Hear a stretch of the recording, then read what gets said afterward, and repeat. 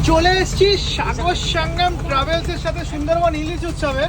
আর আসার পরেই তো রীতিমতন অবাক, কলা পাতায় ইলিশ মাছ পাতুরি রেডি হচ্ছে, তাই তো? হ্যাঁ হ্যাঁ, বাহ, মানে ভালো হবে তো রান্না? অবশ্যই ভালো হবে, কেন হবে?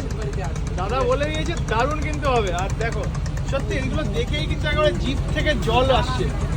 আচ্ছা, আজকে ইলিশ মাছের যা হচ্ছে সবই ইলিশ মাছের মানে মেনু নাকি? হ্যাঁ, আজকে সব ইলিশ মাছের মেনু। আচ্ছা, যেহেতু ইলিশ উৎসবে জয়েন করেছি, ইলিশ মাছের সবই মেনু। দেখো কিভাবে দাদা ইলিশ মাছের পাতুরি করছে। দেখো মাছের সাইজটা যদি বলি একটা দেখিয়ে দাও দাদা। ওয়াও, দেখো কত বড় সাইজের ইলিশ মাছ। এবার কলা পাতায় মুড়ে ইলিশ মাছ পাতুরি তৈরি হচ্ছে। আর সুন্দরবন ইলিশ উৎসবে যারা এখনো পর্যন্ত জয়েন করেননি তাদেরকে বলবো যে সাগর সঙ্গম ট্রাভেলসের সাথে জয়েন করুন, মজা নিন ইলিশ উৎসবে। আচ্ছা, মেনুতে আজকে কি কি আছে ছোট্ট করে একটু বলে দাও। আর এই মেনুতে আছে মাছের মাথা দিয়ে ডাল, মাছের